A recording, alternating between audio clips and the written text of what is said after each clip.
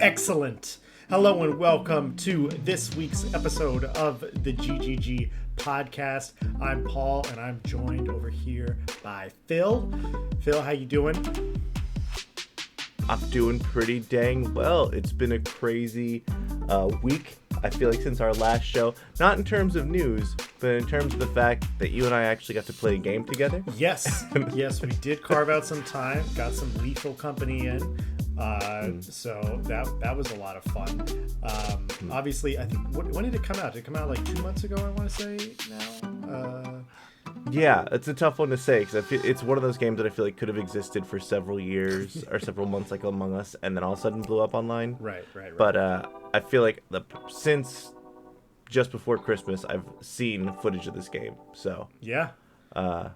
What were your impressions of getting to play it? Yeah, it was my first time playing it, and it's definitely got a healthy amount of jank in it.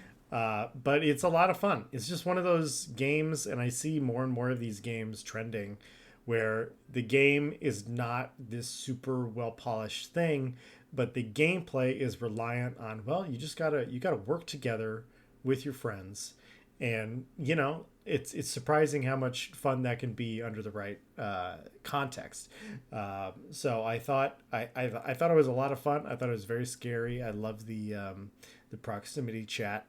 So yeah, we definitely gotta get that on Twitch, get that going. So Yeah, I think it's one of the things I was thinking today at work about that game, and I was like, honestly, that game feels a lot like work, but just you're doing it with your friends, where you're like trying to figure out how to do something that kind of sucks, but you're having a good time because you're there with your buddies, like just running from a monster or trying to grab a wheel off the ground. Excellent game. yes, a lot of fun. So hopefully it'll continue to update it, and it sounds like the community's still going strong. So very, very excited about that. Or did you get a chance to play anything else this week? More God of War. I still haven't finished it. I have a unique conundrum. I'm realizing that I have to turn my PlayStation off every night when I go to bed. So if I'm like mid-run, I reset every night. So it's like, just because that little orange light on the PlayStation 5 glows if it's in rest mode, so you have to turn it fully off for it to be gone. And I don't want to cover my PlayStation with a towel or something because that feels wrong. Why don't you like leaving it in rest mode? Just there's like a little orange light that's on the PlayStation at all times when it's on rest mode. So you can't sleep with it? Is that what you're saying? Yeah. Oh. Yeah, it brightens up my whole room. I see. Yeah. Okay. It Well, is I don't what it know. is. Consider a towel. It's not that, or a rag. It's like It's my son. I can't put a rag over my son. No. Okay. I have to figure out a way around it. I keep on thinking I could just finish it in one go, and then I get distracted. What else have you been playing, Paul? I have to come clean. I have become fully re-addicted to a game called Heroes of the Storm. And Heroes of the Storm, for people who don't know, it is Blizzard's MOBA that they made. Oh my God, I think it must be like 6 or 7 years old now, maybe even older. And it has all the Blizzard characters in it. So it's got, like the Diablo characters, it's got the Overwatch characters, it's got, of course, all the Warcraft characters, Starcraft. So they've pretty much stopped supporting the game, but I have some enthusiasm that since Microsoft has acquired them, that they will reignite support. But You're hoping Master Chief pops up in Heroes of the Storm? I don't want that, but if it means that I get some updates, I'll take Master Chief. So, but yeah, the reason I really like the game in comparison to other MOBAs is just because it's not casual by any means, because the community is just as toxic as every MOBA community. But I will say that the game moves a lot faster. Like if you're playing Dota 2 and you're doing a full match, like that's going to take probably an hour, if not more time. Whereas like Heroes of the Storm match usually never goes more than 20 minutes. That's nice. And so like a long game is 30 minutes. So you really don't ever see that. And I like the 20-minute a match thing. I like how streamlined it is. It's why I played it years and years ago. But yes, I have been recently re-addicted, and it is my guilty gamer pleasure that I play that game. I'm happy they have you and the couple of hundred other people playing that game. Yes, I see the same names all the time. So yeah. But yeah, I'm trying to think if there was anything else I played this week. I haven't played it yet, but I just downloaded a Plague Tale Requiem because it was on nice. PlayStation Plus for free this month. And so I'm really excited to do that, and I'm excited to get just some of the footage from that game because it's a very beautiful game, and there's a lot of very eye-catching visuals in it. So I'll probably be uploading that on the Golden Glaze Gaming channel for our people to see. Speaking of which, that's actually a pretty good way to go into like what games came out on PlayStation Plus this month. We might have talked about it a little bit last week. We did, yeah. But Weird West is a great like action game from the early 2000s in a sense, but it came out last year. And then Nobody Saves the World is a fun, kind of reminds me of Binding of Isaac in a weird way. It's like a top-down role-playing game. Sure. But as you defeat enemies, you can like absorb and become specific ones of them. So you can like run around as a horse with special superpowers, or like a mouse that can do certain things. It's a pretty cool, pretty great game. Happy to see PlayStation is, first of all, everything is available on like as a PlayStation 5 version, and 3 great games. So right on.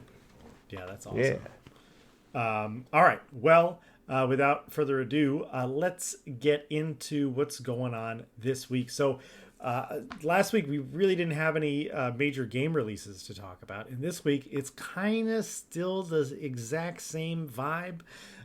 We got a couple of titles that have come out, but nothing really big. Everything starts picking up next week.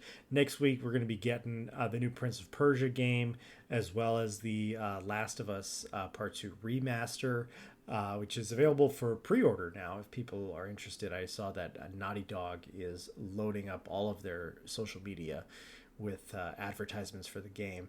So I am waiting until I can do my $10 upgrade after it comes out. So that's what I'll be doing.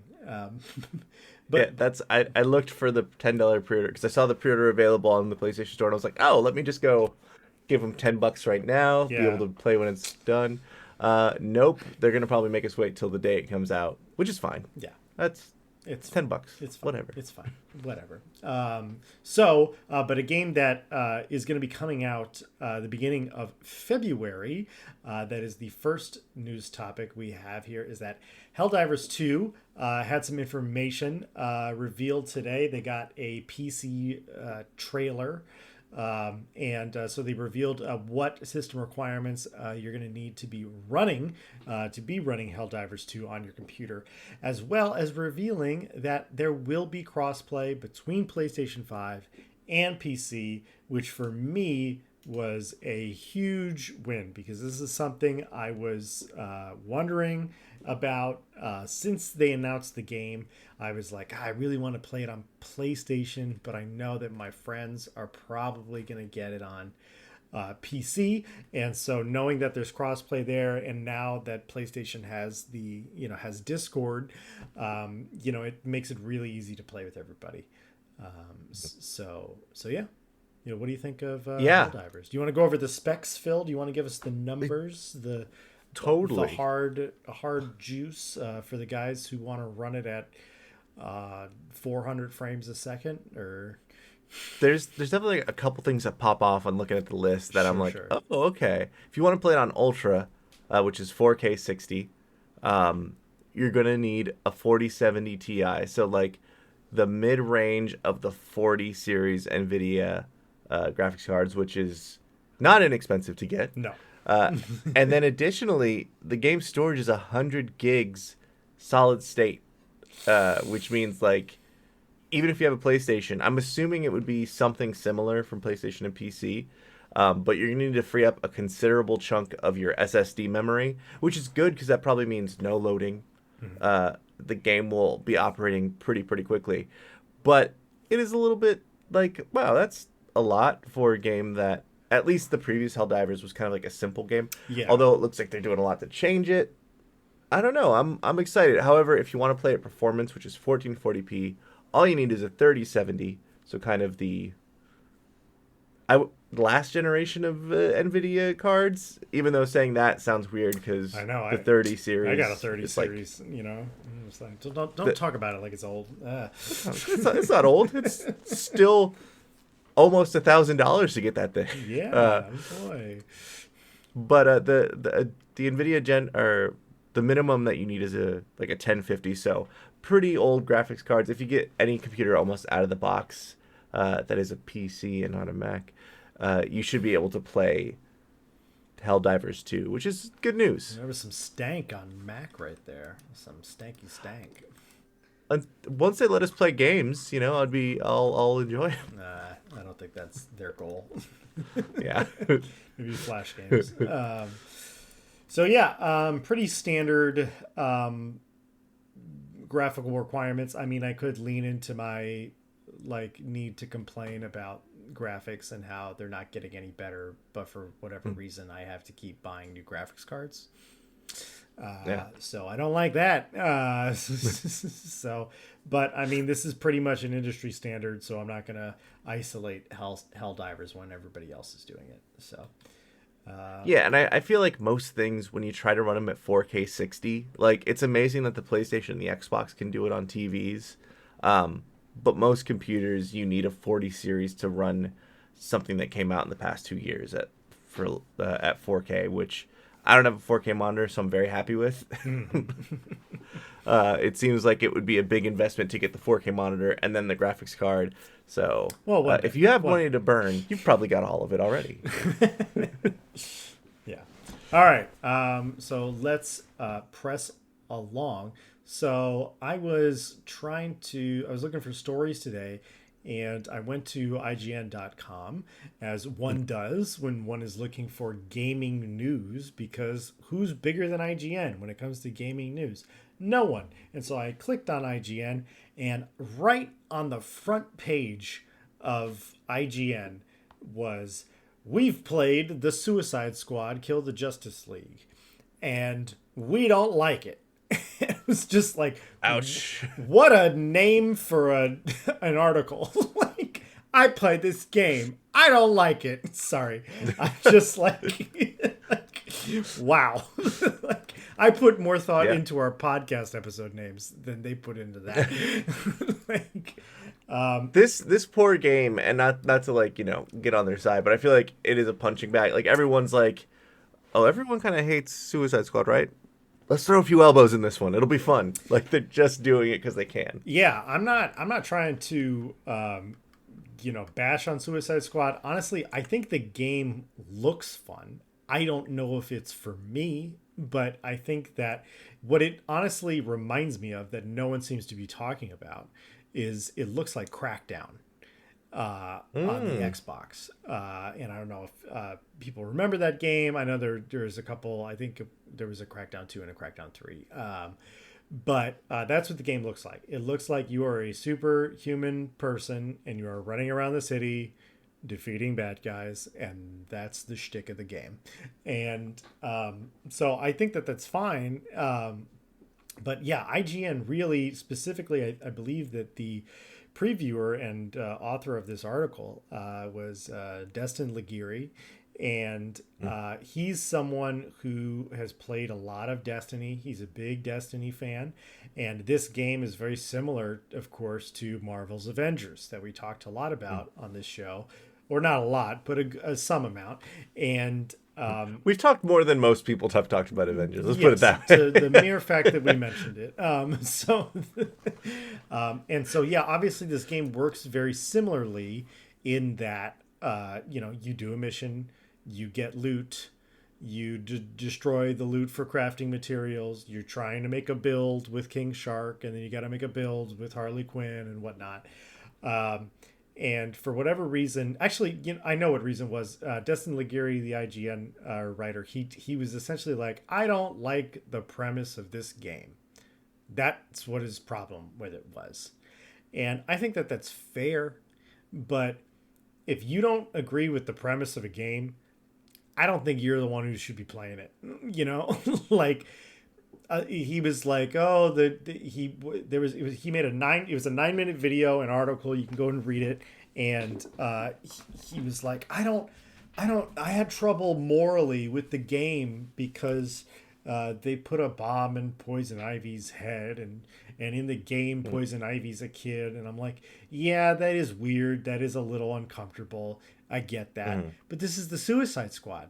It's ridiculous. Yeah. And if you're going to tell me like that's the thing that makes you uncomfortable, it's like, didn't you see the last Suicide Squad movie at the very end with all of the rats and everything? That wasn't over the line. It's like you kind of got to you know, you got to it's just for the setting, you got to give a little bit of leeway. Yeah. I think I don't know. I looked at the Reddit games sort of mega thread of all the different people who released their previews today, because I guess today was the embargo for people who played the game, so I'll get to talk about it. And it seems like everyone had a similar experience of like, it doesn't seem great. But it is an interesting thing, because there was an alpha that came out that or beta, alpha, whatever, that people were able to play in January, or not in December. And a lot of the problems people had with it was like repetitive enemies. Sure, the characters feel fun to control. Although I do think, looking at it, King Shark seems like the least fun, because he's just like a guy who jumps and has a big gun. But Harley Quinn like swings like Spider-Man, but from a bat drone, and she's like flipping through the city, and Deadshot flies around with a jetpack and like snipes stuff. And Captain Boomerang has like Flash-like powers, except he throws his boomerang and like follows that and catches it. So I think there's a lot of things that this game will have going for it, and I kind of think that it's a slight positive that the expectations for it are being set very low. That's a really great perspective. I didn't think about that, Phil.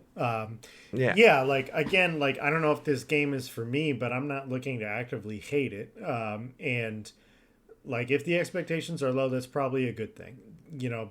But I hope that it really just doesn't affect, you know, pre-orders and stuff like that, because I know a lot of the DC fan base is very loyal, and like, you know, Gotham Knights was horrific.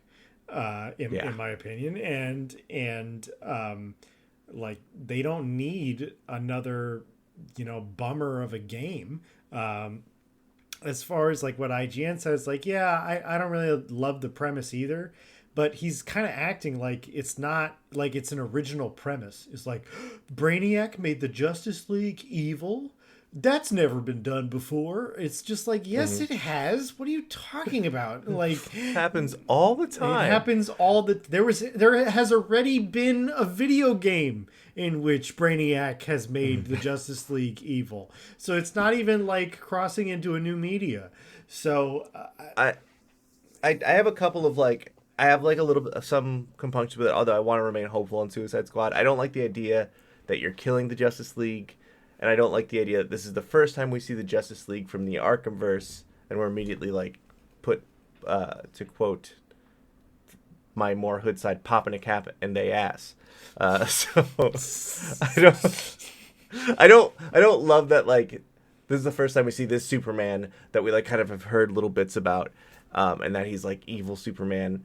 And I do hope that this leads to some sort of reset, that we can get a Superman game, we can get like a Wonder Woman game, all within one cohesive game universe, because DC, I think, is pretty good with their non-main canon like film universes. Like, their animated universe is pretty great, and I would just like for them to lean into that a little bit more. I agree. Yeah, you know, my whole problem, you know, with the DC movies, and we won't get too into this, but is kind of like, I feel like this character should have had their own movie before the Justice League was set up. Feel like we shouldn't be getting the first Flash movie after everything's already happened, you know? So, like, why don't, if you want to make a Flash game, make a Flash game. If you want to make a Green Lantern game, make a Green Lantern game. Green Lantern is better for video games than he is for movies anyway. Because he just kind of looks hokey in movies, and this is just how it is. Dude, a Green Lantern Mass Effect style like space cop game, where it's like kind of an RPG and you're using the ring to like do psionic would be abilities. great, but I think that they're way too focused as we need to have a games as a service model. This is Warner Brothers again we're talking about. We need to have games as a service, so it needs to be replayable, which translates to repetitive. And then it needs to have cooperative features so that people can play with their friends. And then we need to have skins and loot that we can microtransaction to keep it going. And so like this, I hope that the artists who were working on this game, were able to really craft something. But I can see Warner Brothers fingerprints all over this. So, yeah. Anyway. It's wild. Warner Brothers has given us some really great games for, some of their properties, like Lord of the Rings. Prior to the last couple of years, the Shadow of War games. Sure. Yeah. Pretty fun premise. The Batman Arkham games, but over the past year, they've kind of, with the exception of Harry Potter, everything's been kind of a bummer, which is a shame. Yeah, I think it's just their models. Because again, Harry Potter was not games as a service. So that's why it kind of didn't suck. Just saying, you can get the $70 up front out of me if you make a good game, but I'm a lot less likely to, dribble out money through a store. So anyway, we got to move on. Let's do it. This one's a quick story. Shouldn't take too long at all. PlayStation has reached 128 million monthly users, or to the stock people out there, active users. So, which is how they, evaluate, their company and success. Success, and everything like that. So I think the reason I put this in here is just to touch base real quick, Phil, of like, is the gaming war over, and did it end with a whimper instead of a grand battle? No, I think the grand battle's still on the horizon, my dude. Yeah. Is it all console gamers against all PC gamers? like No, I think Xbox is gearing up to do something big. Like, they are tapping into the PC market. They are trying to, I think, slowly creep in with like, they're just amassing so many different armies on their side. They're like Sauron right now, like existing in the darkness in a Half-Life. Just like, Activision, come to me. I don't buy it. Bethesda, come to me.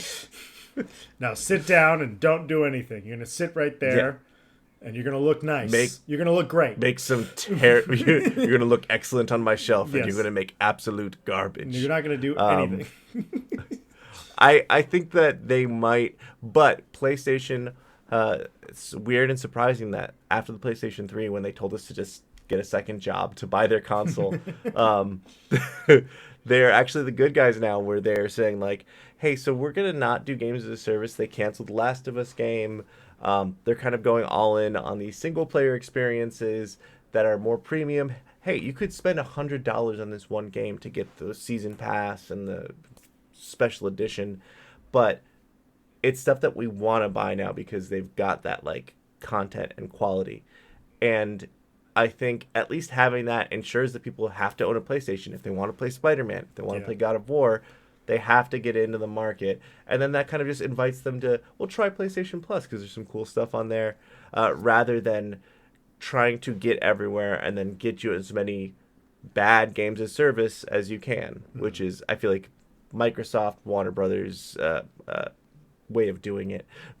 Versus Nintendo's been doing this for a while. Right. And I think PlayStation copying them is kind of, please keep going. Yeah. Keep going. You're doing great. I guess when I say that the war is it over, when I ask that question, I'm not saying anybody won, but it kind of feels like all of the companies have settled into their markets. Like nobody's fighting over market share anymore. That's what it feels like. Yeah. It feels like PlayStation has their market, Nintendo has their market, Microsoft has theirs. I don't really know what it is, but they have theirs. And Game Pass, baby. yeah, it's basically Game Pass is great, but I can't really, like, aside from Game Pass, like, I don't know what they're doing. I mean, we talked about Starfield Infinitum, like, that's the only thing that really came out. So, like, HoloLens, that's 2024. Right. They're gonna bust out the HoloLens finally. I finally get to see it. All right, let's move on to the next bit of news right here. So this happened, I think it was about 2 weeks ago, or maybe it was 1 week ago. An Xbox user got banned because they were playing Baldur's Gate 3, and they had come across one of the many sex scenes in Baldur's Gate 3. So he recorded a video and of the sex, he just, recorded it on his Xbox, and he ended up getting banned from Xbox Live because he recorded a sex scene because it was pornography. And so recently, Larian Studios, the makers of Baldur's Gate 3, they reached out to Microsoft and got the player's account reinstated and everything like that. And I think that's so awesome that Larian took the time to do that, and so awful that Xbox didn't do that on their own. I think Larian sadly has been they wanted to make this deal with Xbox, and Xbox has been rushing to get Baldur's Gate out on Xbox. For example, this is the first game that didn't have to launch on both systems at the same time, right? Because they were like, all right, whatever, just crank it out. But I heard an issue earlier today that actually Larian had addressed its fans because Xbox players were getting their game save files like deleted. They would play for a few hours, and they would think it's saved, and it would just delete it because something on the firmware side wasn't recognizing that the data had been written. And I just read a story just before we started that they've figured that out. But Larian has been so communicative and so on top of the ball when it comes to hot fixes and updates that they're making Xbox look good. But it sucks that they have to do all this extra work when Xbox kind of ignores their player base sometimes. Yeah, I mean, like, it's if you're selling the game on your store, that's your fault. Yeah. Like, if I modded the Xbox and illegally installed something, sure, absolutely. Yeah. But if he's paid for that on the Microsoft store, you can't tell him that he can't record that. You don't get to be the Disney of gaming. Like, hey, I know we put some breasts in this game, but don't you dare look at them. Don't you dare look at them. How dare you? Oh my goodness. All right. Oh, that's pretty funny. Yes, it is. Next story, we got MGS3, the remake that was announced last year. I can't believe I keep having to say last year now, and it's so weird. Still not used to it. Has been kind of leaked, not really. There was a PlayStation video that basically showed off games that were releasing in 2024, and the MGS3 remake was in there, even though we have not received any official MGS3 remake release date of any kind. Mm-hmm. But to me, it makes a whole lot of sense, and I don't believe that Sony said anything to deny it. So I think Sony's pretty good about denying something when that stuff happens, especially when it's directly one of their videos. So I think this is a pretty surefire thing that we're going to be getting this remake later this year. What do you think? Yes. Sony's been great about letting their developers work on stuff and delay stuff if they need, and also not talking too much of a big game because they're doing so well. They don't need something to come in and save PlayStation. They have several things that are absolutely crushing. So I think that this means we're probably going to see MGS3 this year. If something goes terribly wrong and they need to push it, they will. But I'm guessing, based on them showing it this early in the year, we're probably going to get it by at the latest September. September at the latest. Yeah. Yeah. I like that. I like that because I think as a remake, it's probably not big enough to plop it in the October November slot.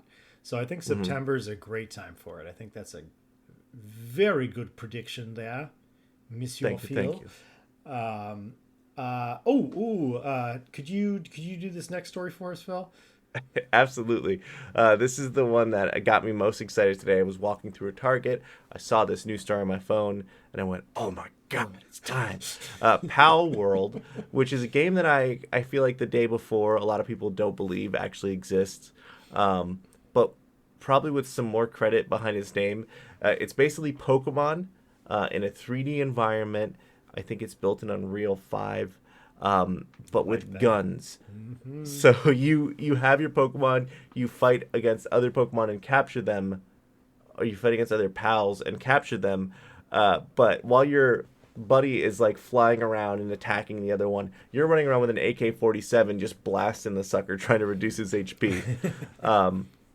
And it also seems like you could create like little like this is not a good word for it, but like sweatshops where like your electric pal will shock something to give it energy to create an engine that pumps out more guns to give to your other pals. Like, anyway, it's launching on Game Pass on the 19th of this month in early access, which is great for I think Xbox to have something that's gonna generate a lot of talk, and great that it's gonna be free for all those of us who have Game Pass. Yeah, So that's awesome. What a fun yeah, game.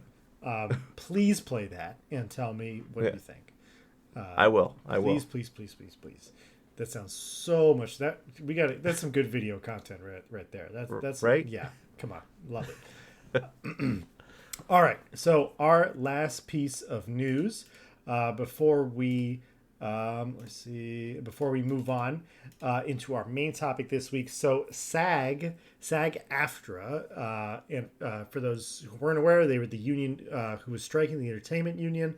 They I think it was just before Christmas they reached some terms. And they have recently, the union has signed a deal with an AI studio company called Replica. And a lot of video game voice actors have taken to Twitter or X now, and they've taken to the internet and basically saying that they don't like this deal. This deal is a money grab, for the union. And essentially, what the company does is the voice actor comes in. I've actually had this done to me a little bit, but not to this extent. The voice actor comes in and you get samples from the voice actor. So they say enough words, kind of like in the spy movies, where it's Hmm. like you gotta have him read these three weird sentences, and so he can get all the sounds out of his mouth, so he can re-gerbil his voice, and that's essentially what the AI program is doing. Where Get all the sounds out of his mouth. yes, I mean for real, Milk his mouth for milk his sounds. mouth for sounds. True. And so what it does is the voice actor comes in and they create a AI replica of that actor. So then they can use that replica of the actor throughout the game instead of doing voiceover sessions for the game. And I think that this is something like I'm conflicted about as well because from the voice actor side, this presents a way to generate passive income. But on the other hand, if you're doing a game like I don't think Larian would do this because they're very voice actor friendly. But if you're doing a game like Baldur's Gate, where you have hundreds and hundreds of hours of voiceover work that if you were to work on it, you would be compensated for that time. And now it's like, well, we're going to pay you a flat fee so we can use your voice. And we don't need to pay your replica for doing hundreds and hundreds of hours because you're not actually doing any work. Exactly. And so it's like, I get it that it is a cool passive income way, but I think that this is kind of a loophole that will allow companies to not pay as much for the work. And Well, the temptation is so easy. it's so To be easy. like, And it's like, it's the bottom line. That's what companies care about is the bottom line. I get it. We live in America. Companies got to make money. But I don't But know. I mean, I here's the thing. I guess like devil's advocate here, it makes it. I think it makes game development a little bit like more agile. To be like, all right, we don't have Yes. to schedule all this to because we forgot to get this segment, or in Larian's case, like let's say, oh, we had to include this whole other chunk because players had developed this thing, so we have to. They don't have to call people back to do it. It's a lot less expensive. They could pay the actors, however. On principle, I am opposed to it, and I think it's just like it's gonna become one of those things where it's so easy to do it. Hey, just making game making easier that it's gonna turn into exploiting people because that's where this stuff always goes. Because it is, we live in a capitalist system. That's just make as much money as you can with paying as people as little as you can. So Right. So yeah, hopefully, this article was published today. So I don't really know the details of the deal yet. But kind of like what you were just saying, Phil, is the practical application of like, well, we already called in Phil to record the entire game, but now we need this little section. It makes a lot of sense to be like, we could just have the AI do this little section instead of booking him in, and maybe his schedule's different. So it's like, for that kind of stuff, I think that's kind of a gray area. But if you're saying like you bring the actor in once and then they just AI the entire performance, like absolutely not. Like that's insane. that's Yeah. insane. So SAG, I didn't like the deal that they agreed to in general, and this is another move that I do not like. So we'll see what happens with them, and how it affects the gaming industry. So Yeah. You know what? Okay. Can I sneak in a piece of news because it's please. something that I'm okay. This is related. It's video game adjacent. The Last of Us season 2 has cast its Abby. For those of you who've played The Last of Us 2, Yes. Caitlin Dever, who I believe is from she's done a bunch of stuff. Now I gotta wait for an ad on Deadline. Anywho, they've cast Abby. She's a very talented actress. I've seen a couple of different things that she's been on, and it's great because you got to find someone who is pretty likable to portray that role. But it also means, hey, they're going in on this. I'm pretty happy to see that. What do you mean know, they're going in on this? What do you mean? well, they're going in on the thing that I think was very controversial about The Last of Us 2, Yeah. and it's Pedro Pascal. So seeing that is going to be interesting. Yeah, they'll probably change it though. Like I don't Think so. I don't know. Maybe we'll see what happens. The game. We're recording this right after the Emmys, or a couple days after. Last of Us won a lot of things.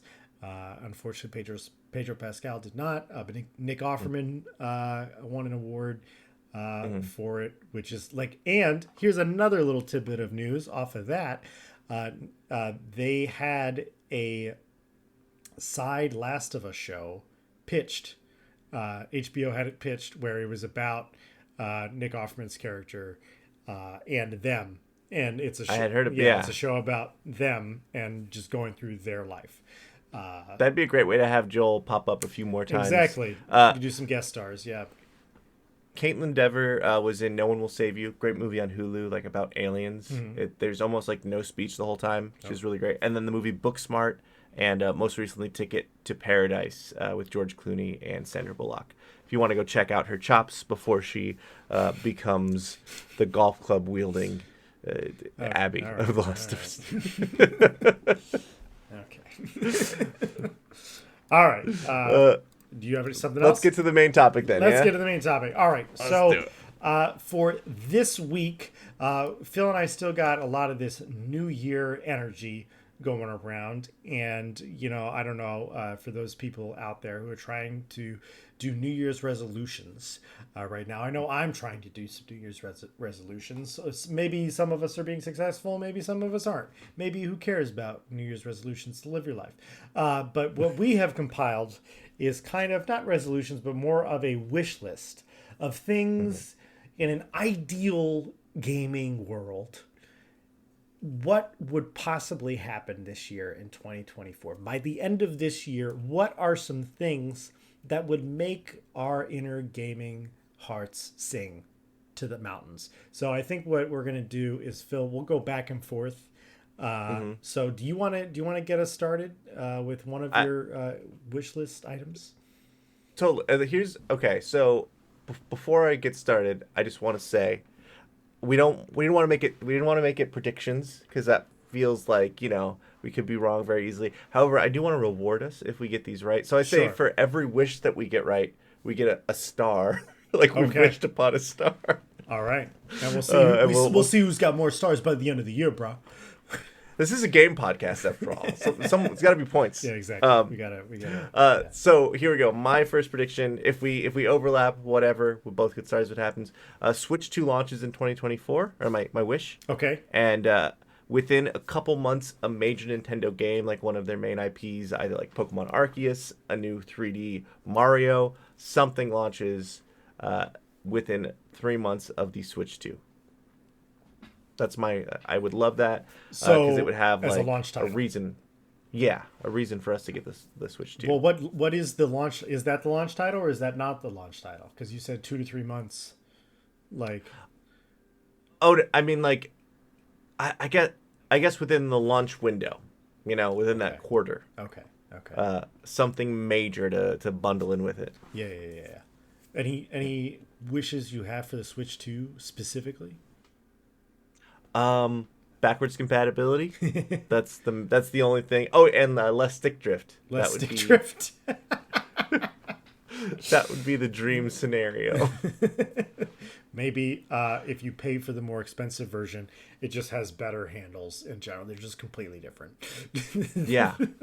It would also be great if it worked with the same dock where you could just like take your old Switch 1, throw it in the garbage, but then plug your Switch 2 into the dock and it works. Yeah, but I was saying on last week that I hope that if the Switch 2 is coming, that the dock helps the processing power.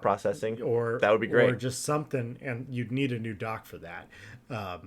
So fingers crossed for that. All right, I think that's a pretty reasonable wish for your wish list or prediction. So I'll go to mine, which is way more outlandish. Way more outlandish. And that is EA announces Star Wars Battlefront 3. Wow. Okay. Yes. Not releasing this year. Announces. Is not going to get released this year. But that's a good wish. They announce Star Wars Battlefront 3. I know it's ridiculous. I know, but I want it so bad. The Star Wars Battlefront community is still alive and well on PC and even on consoles. And I know that there's a market for it.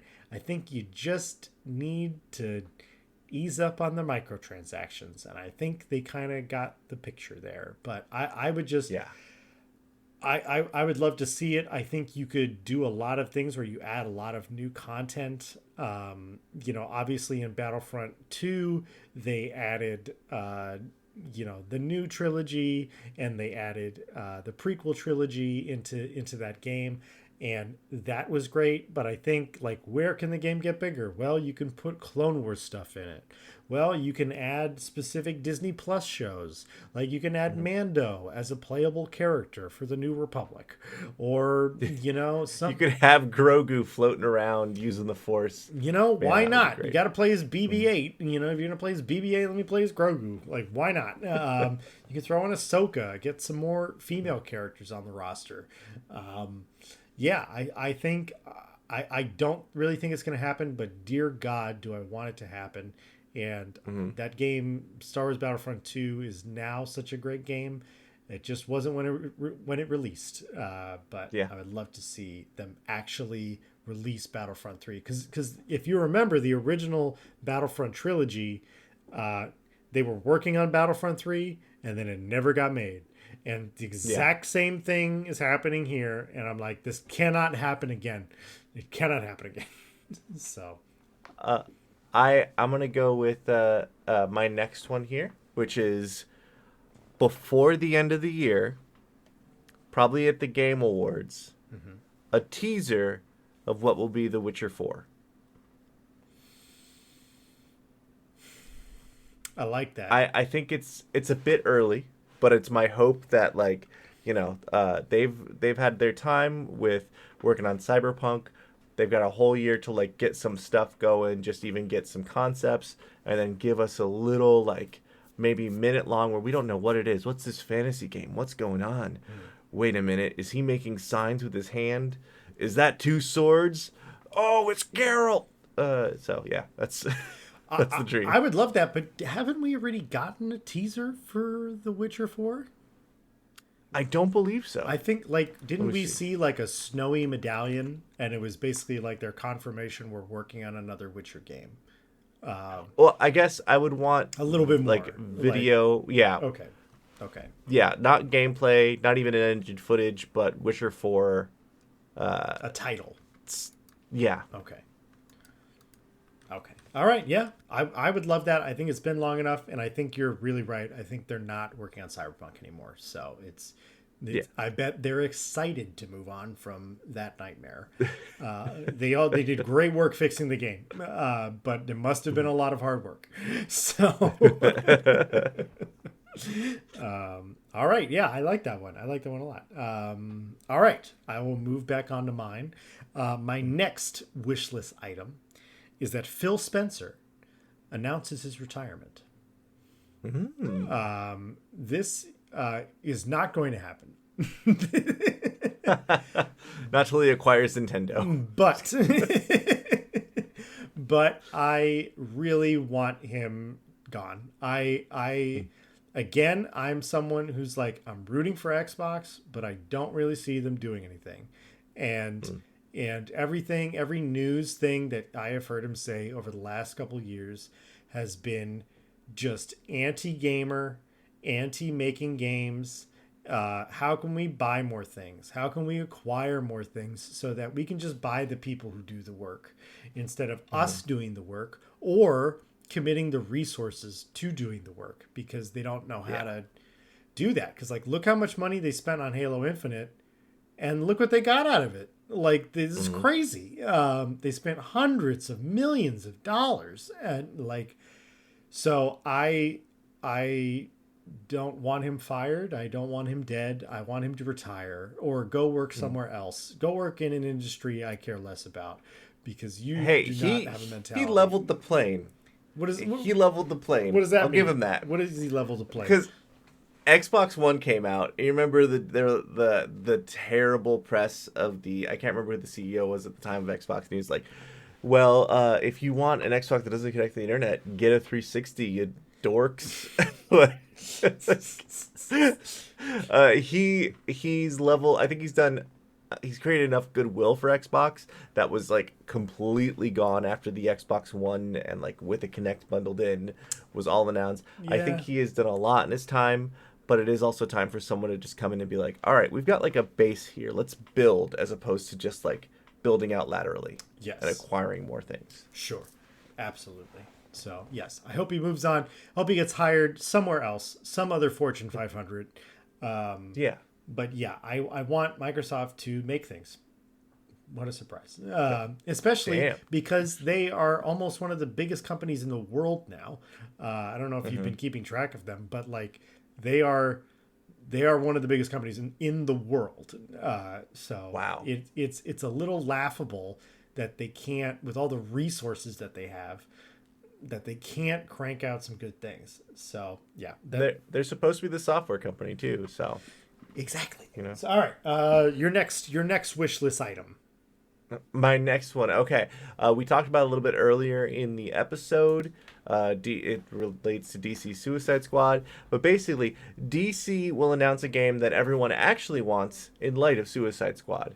Okay. I think that they're trying to flush this sucker out and just be like, all right, we know what happened.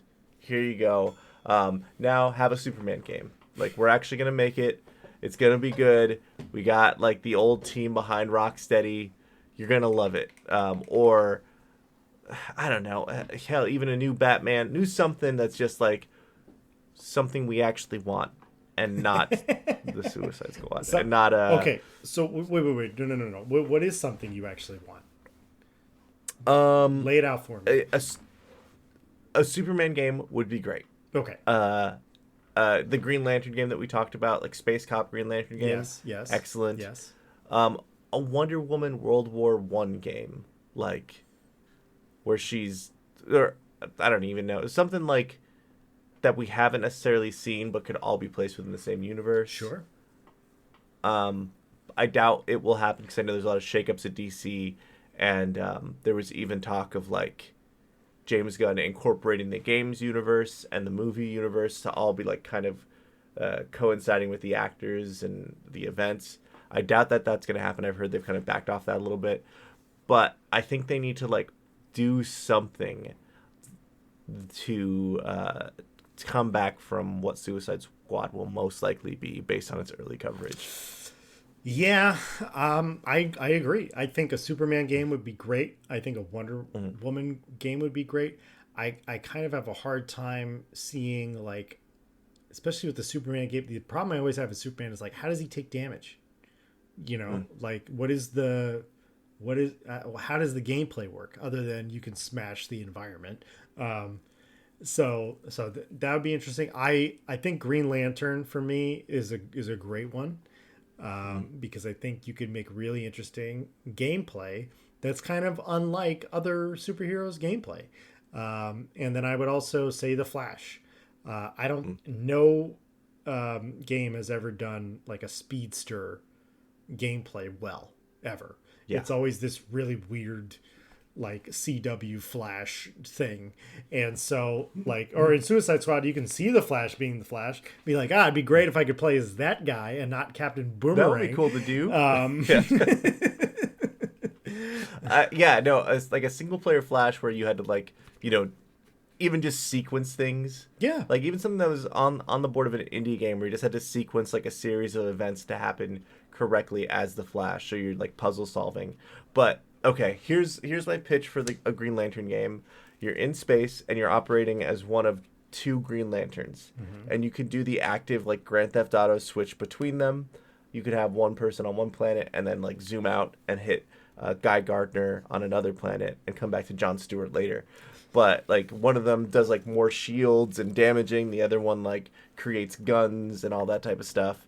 But like, and a bit where you're investigating different space cop things would be great.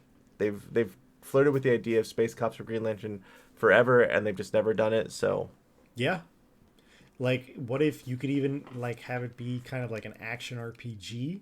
You could be like, you don't have to be the Green Lantern from Earth. Like you can make your own character. Like, yeah, I think that's a great idea.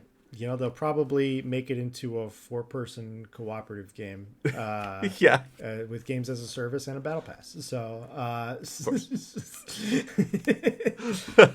but one can hope, right? buy the Ryan Reynolds skin for $45. Yeah. Get the Jon Stewart skin for Green Lantern. I would buy that. I go broke. I would buy that in a heartbeat, as long as he's short. So, like, yeah. Okay, all right. My next wish list item. They announced Sony Guerrilla Games announces a spiritual successor to Killzone for their Killzone series. I don't think that they're ever going to go back to Killzone. I think they're kind of done with that. But I think that's a genre that they were really good at. And the first Killzone was kind of rough around the edges. The second one was great. And the third one was I thought Killzone 3 was amazing. The one that came out on great multiplayer on Killzone 3. The multiplayer was the best like PlayStation multiplayer game. And for me, that's kind of what I'm missing right now. I'm I love the finals, and there are other free-to-play games out there and whatnot, but Sony doesn't really have like a AAA multiplayer game that's theirs. They're all about them single player games, and I love it, and I would rather have that than a multiplayer game if I had to choose. But if I didn't have to choose, I'd like to have them both. So a spiritual successor to the Killzone franchise. Death Area. That would be great. That would be.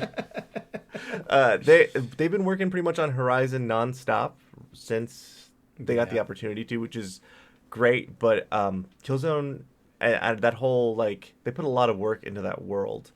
I can't remember the one that launched on the PlayStation 4. I think it was just a single player Killzone. No, it had multiplayer. It was It Killzone did. Shadowfall.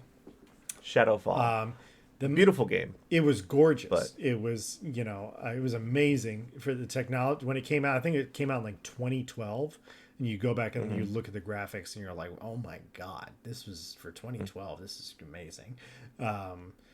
So yeah, yeah. Hopefully, fingers crossed. Yeah, yeah, yeah. okay. Here is my next wish.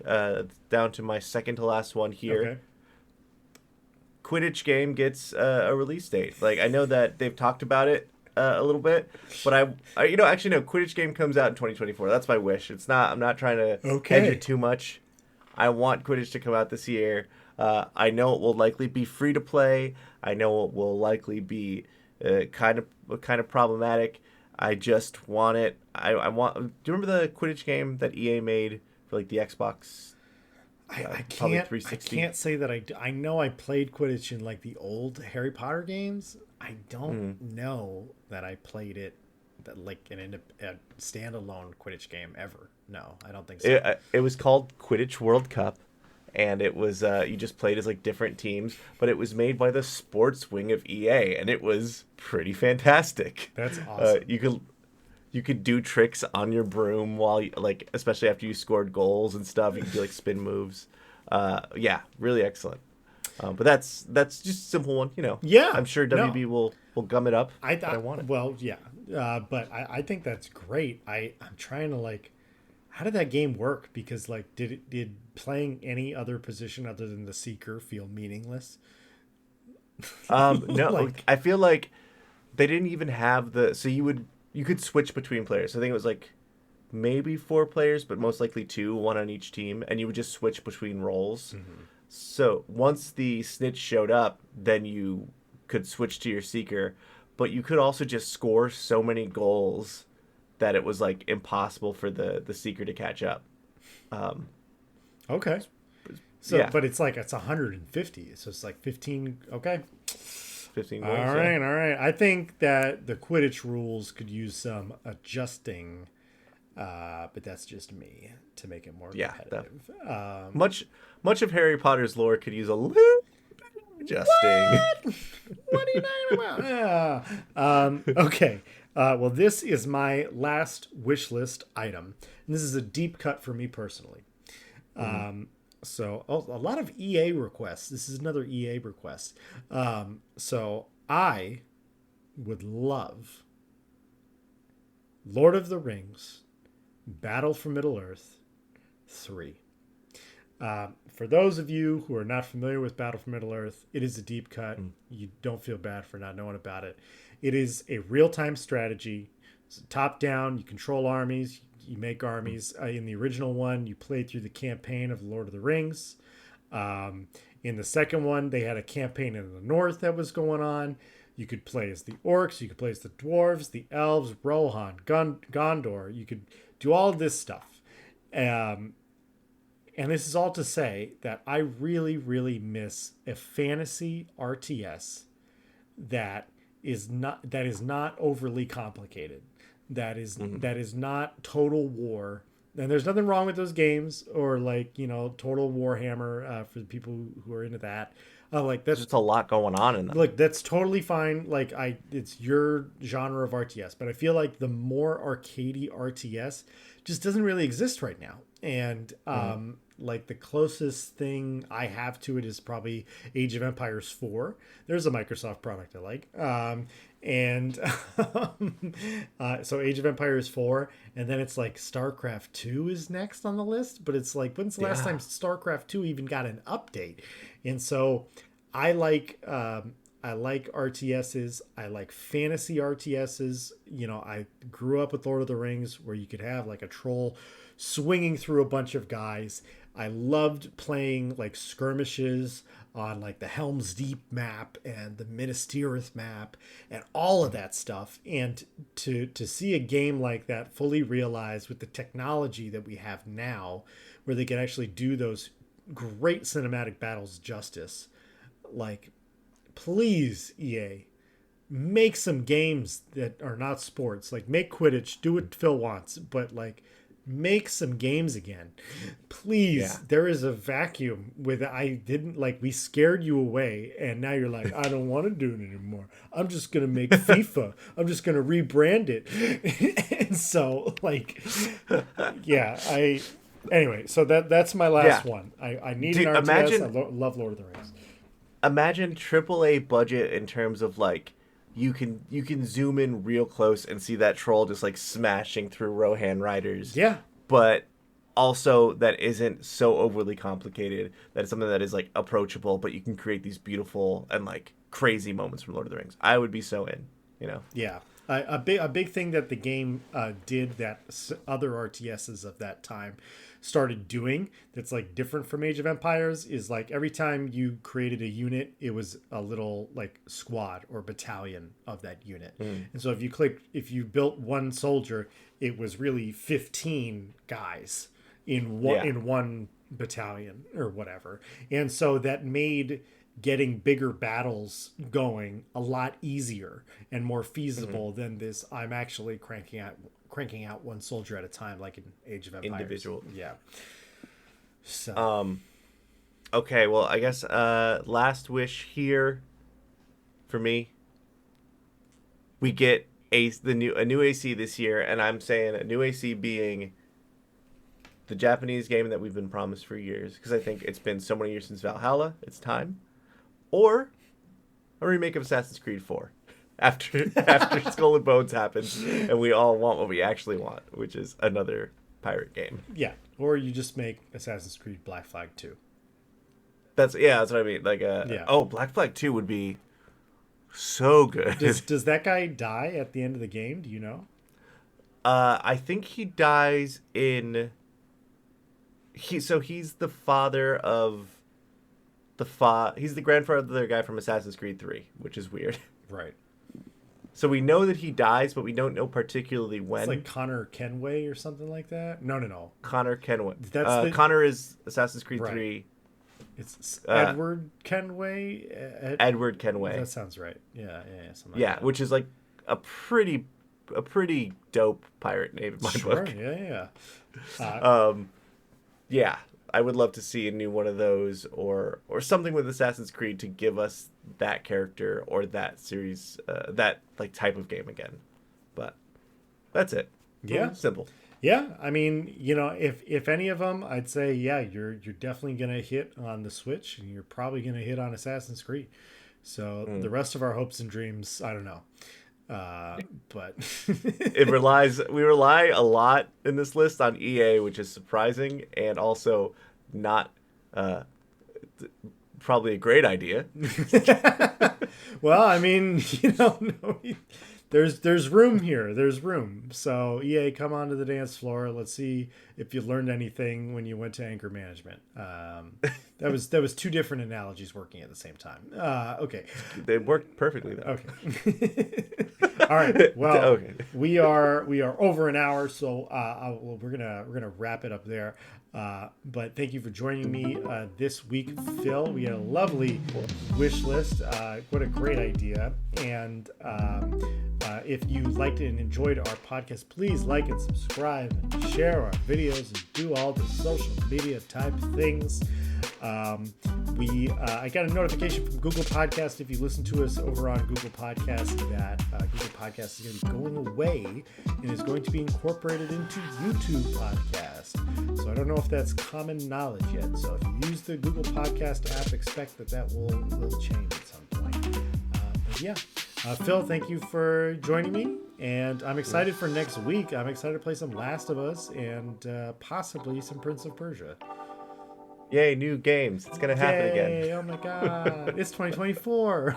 All right. Peace out, everybody.